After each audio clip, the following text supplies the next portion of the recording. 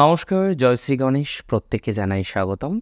আজকে আমরা আলোচনা করব ধনুরাশির জাতক জাতিকাদের নিয়ে। অক্টোবর 2024 ধনুরাশির জাতক জাতিকাদের ঠিক কেমন প্রকৃতির হতে পারে, কোন কোন ক্ষেত্রে পজিটিভিটি আসবে অনেক বেশি, কোন কোন ক্ষেত্রে আমাদেরকে সচেতনতা অবলম্বন করতে হবে, সমস্ত বিষয় নিয়ে আমরা কম বেশি চর্চা করব আজকের এই অনুষ্ঠানে। চলুন আজকের অনুষ্ঠানটি শুরু করা যাক। সবার প্রথমে যদি স্বাস্থ্য নিয়ে কথা বলি, তাহলে আপনারা জানেন যে 9 তারিখে আপনাদের রাশাধিপতি তিনি কিন্তু বক্রগতিতে যাবেন, রেট্রোগ্রেডেশনে যাবেন। এটা কখনোই নয় যে প্রচুর পরিমাণে হেলথ ইস্যুস বা কমপ্লিকেশন নতুন করে আসতে চলেছে। তবে আমি ব্যক্তিগতভাবে মনে করি অনেকের যে হেলথ ইস্যুসগুলো নিয়ে বিগত কয়েক মাস আপনারা ভুগলেন, বিশেষ করে 14 মের পর থেকে এই ধরনের যে প্রবলেমগুলো আপনাদের ছিল হেলথে, সেটা হয়তো খুব মেজর নয়। এই ধরনের বিষয়ে পজিটিভিটির মাত্রাটা বাড়বে। অনেকের ক্ষেত্রেই বিশেষ উদ্দেশ্য সাধনের জন্য হয়তো হেলথের ক্ষেত্রে একটু কনসাসনেস দরকার ছিল। সেই কনসাসনেসগুলো কমপ্লিটেশন করা এবং পজিটিভ একটা আউটকাম পাওয়ার চেষ্টা, সেটা কিন্তু বাস্তবায়িত বা সার্থক হবে বলে মনে করছি। এটা অবশ্যই মনে করা যায় যে ধনুরাশির জাতক জাতিকাদের শারীরিক স্বাস্থ্য উন্নতির সম্ভাবনা রয়েছে এবং অনেক ক্ষেত্রে আপনারা জানেন যে অনেকেই এমন কিছু হেলথের কমপ্লিকেশনের মধ্যে রয়েছেন, বিশেষত হেলথ ঠিক হচ্ছে না, বিশেষত বিভিন্ন ডক্টর কনসালটেশন করছেন, বিভিন্ন ধরনের অল্টারনেটিভ মেডিসিনের সাহায্য নিচ্ছেন, কিন্তু তারপরে গিয়েও আপনি কিন্তু সেইভাবে হেলথটাকে রিস্টোর করতে পারছেন না। যাদের যাদের এই ধরনের সমস্যা আছে, এমন সমস্যায় যারা ভুগছেন, আমি মনে করি হয়তো ভালো কোনো ডক্টর কনসালটেশন হতে পারে বা দূর থেকে চিকিৎসার মাধ্যমে পজিটিভিটির মাত্রাটা অনেকটা বৃদ্ধিপ্রাপ্ত হতে পারে যদি আপনার রাশিটি ধনু হয়ে থাকে। ধনুরাশির মেন্টাল হেলথের জায়গাটা কিন্তু এ মাসে দু ধরনের ফল আমরা পাবো। 9 তারিখ পর্যন্ত যেমন চলছে তেমনই চলবে, বিশেষ পজিটিভিটি থাকছে না। তবে 9 তারিখের পর দেখা যাবে যে কিছু মানসিক স্বাস্থ্য পুনরুদ্ধার হচ্ছে। অনেকেই বলবেন, দাদা রেট্রোগ্রেড মোশনে যাবে বৃহস্পতি আর মেন্টাল স্বাস্থ্য পুনরুদ্ধার হবে। দেখুন, শুধুমাত্র একটা বিষয়ের উপর ডিপেন্ড করে কি? একদমই নয়। তবে মানসিক স্বাস্থ্য হয়তো 100% আমি বলবো না যে সঠিক হয়ে যাবে, তবে অনেকটাই যে ডেভেলপমেন্ট হবে সেটা বলার অপেক্ষা রাখে না বা বলার প্রয়োজনীয়তাও নেই। আমরা যদি ভালোভাবে লক্ষ্য করি ফাইন্যান্সের ক্ষেত্রগুলো, লক্ষ্য করা যাবে ধনুরাশির জাতক জাতিকাদের ফাইন্যান্স কিন্তু এ মাসেও তুলনামূলকভাবে পজিটিভ থাকছে। আর্নিংয়ের সেক্টর নিয়ে খুব যে অসুবিধা হবে সেটা আমি একদমই বাস্তবিক অর্থে মনে করি না।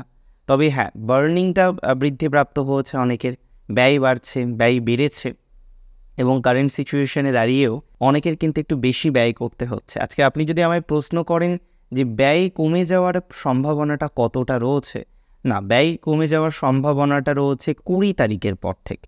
20 তারিখ পর্যন্ত কিন্তু ভালো মতো ব্যয় হবে এবং আপনারা জানেন যে পুজোর সময় ব্যয় বাড়বে, এটা স্বাভাবিক। তবে সবার ক্ষেত্রে যদিও সেটা নয়, অন্য কারণেও ব্যয় বৃদ্ধির সম্ভাবনা রয়েছে।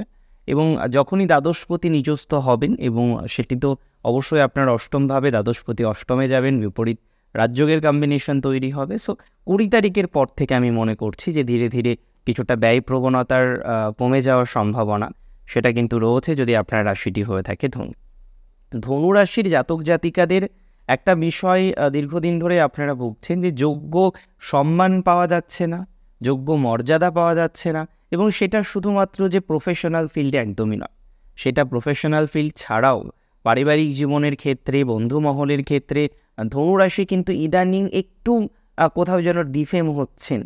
এই যে ডিফেমেশনগুলো আসছে, এই যে কোথাও যেন গিয়ে পূর্ণাঙ্গ স্টেবিলিটি আসছে না, নানা রকমের প্রতিবন্ধকতা ফেস করতে হচ্ছে, এটা কিন্তু ধনুরাশির সাথে চলছে এবং আমি মনে করি এটা দীর্ঘমেয়াদী।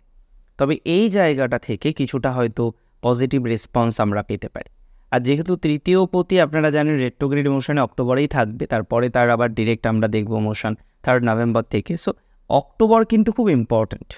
একে তো বৃহস্পতির বক্রগতিতে যাওয়া এবং ধীরে ধীরে শনির বক্রগতি শেষ হওয়া খুব সিগনিফিকেন্ট দুটো ইভেন্ট হতে চলেছে এবং তার ইম্প্যাক্ট ধনুরাশির ক্ষেত্রে নিশ্চিতভাবেই আসবে। আমি মনে করি পারিবারিক সূত্রে কিছুটা পজিটিভিটি, সহদরদের সাথে সম্পর্ক মেনটেন করা, সহদরের সাথে সম্পর্ক ইমপ্রুভ করা, এটার কিন্তু অনেক বেশি সম্ভাবনা রয়েছে আর যদি নিশ্চিতভাবেই আপনার রাশিটি হয়ে থাকে ধনুরাশি। ধনুরাশির ক্ষেত্রে আমরা সন্তান যোগের ক্ষেত্রে এই মাসে কিন্তু পজিটিভিটি দেখব। আপনারা জানেন আপনাদের পঞ্চমপতি তিনি জল রাশিতে যাবেন এবং অষ্টম ঘরে। দেখুন, 20 তারিখ পর্যন্ত আমরা দেখতে পারবো যে সন্তানের জায়গাটা শুভ।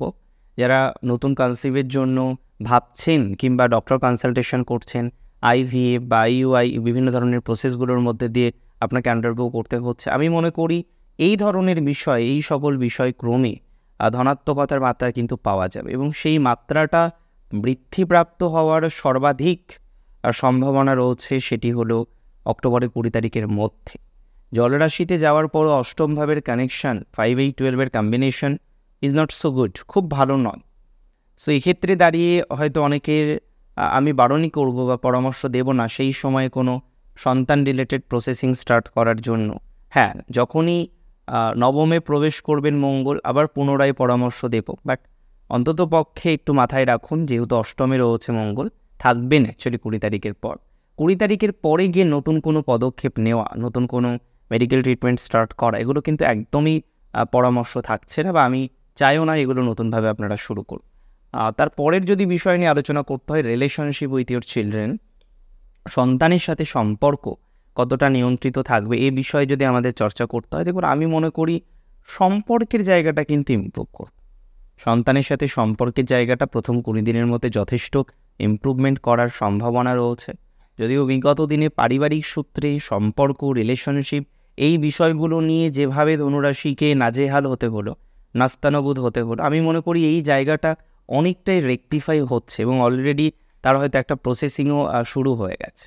2024-এর অক্টোবর মাসে দাঁড়িয়ে ধনুরাশির জাতক জাতিকাদের ক্ষেত্রে তাদের পারিবারিক সম্পর্ক, সহোদরের সাথে সম্পর্ক, রিলেশনশিপ, এই জায়গাগুলো কিন্তু সামহাও পজিটিভ দিকে যাবে সেটা বলা যেতে পারে। মানে এই বিষয়ে কোনো রকম সন্দেহ নেই বা সন্দেহের অবকাশও কিন্তু সিগনিফিকেন্টলি থাকছে না।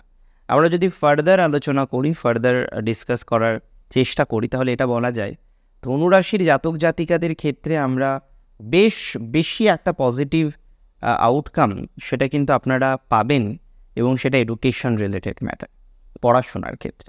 পেন্ডিং যে কোনো পড়াশোনার প্রবলেম বা হায়ার এডুকেশনে যাবেন সেখানে নানা রকম জটিলতা আপনার আসছে, আপনি যেতে চাইছেন রিসার্চমূলক এডুকেশনে, সেখানে আপনি নানা রকমের অন্তরায়, প্রতিবন্ধকতা এগুলো পাচ্ছেন।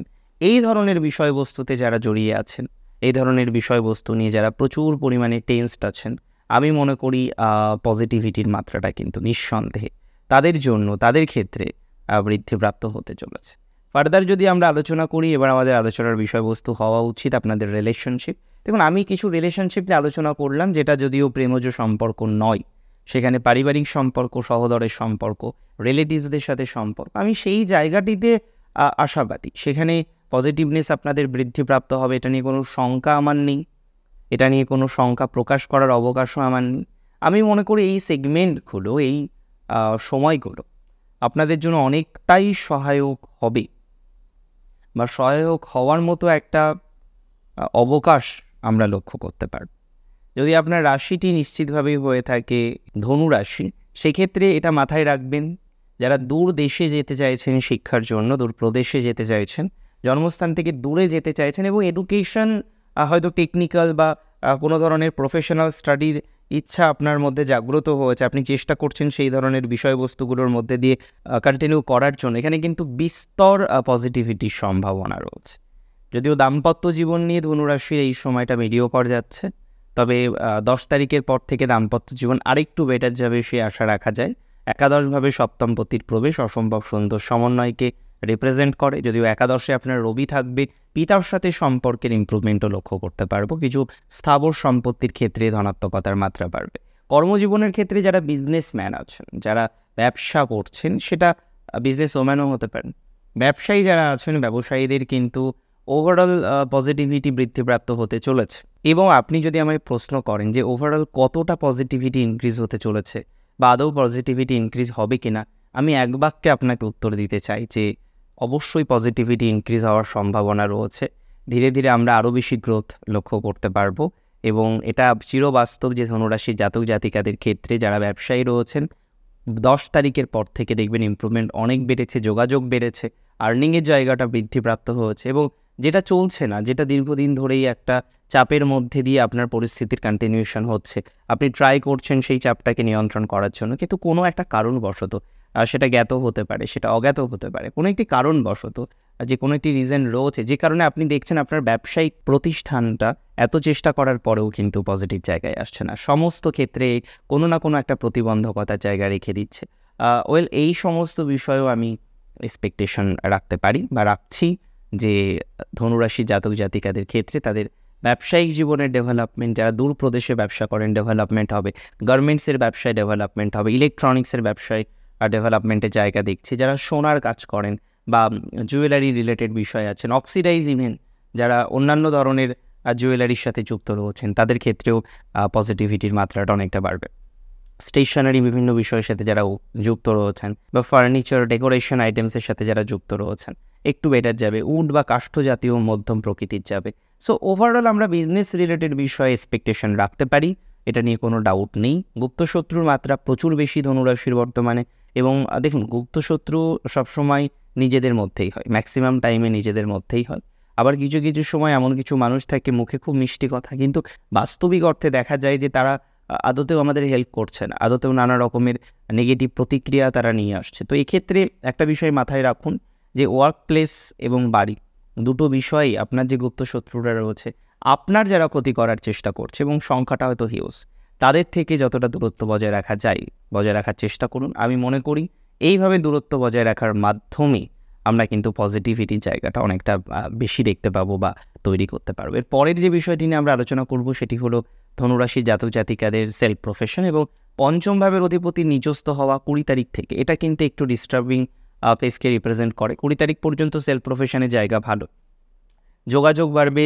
যারা বিভিন্ন ধরনের আদার্স বিষয়গুলোর সাথে সংযুক্ত আছেন তাদের ক্ষেত্রেও ধনাত্মকতা বৃদ্ধির সংযোগ লক্ষ্য করতে পারছে। অনেকেই আছেন আপনাদের মধ্যে তারা কিন্তু কন্টেন্ট ক্রিয়েশন করেন, অনেকে অকাল্টের সাথে যুক্ত, এবং ধনুরাশির মধ্যে কিন্তু একটা অকাল্ট রিলেটেড এডুকেশন কোনো না কোনোভাবে চলে আসে। তাদের মধ্যে অকাল্ট রিলেটেড একটা লার্নিং ফেজ সেটা কিন্তু অবশ্যম্ভাবীভাবেই চলে আসে। আমি যদিও মনে করি ধনুরাশির এই ধরনের যে সেগমেন্টগুলো রয়েছে, এই ধরনের যে বিষয়গুলো রয়েছে, সেক্ষেত্রে অনেকটাই গ্রোথ আমরা পাবো বা এক্সপেক্ট করতে পারি, এটা নিয়ে কোনো ডাউট নেই।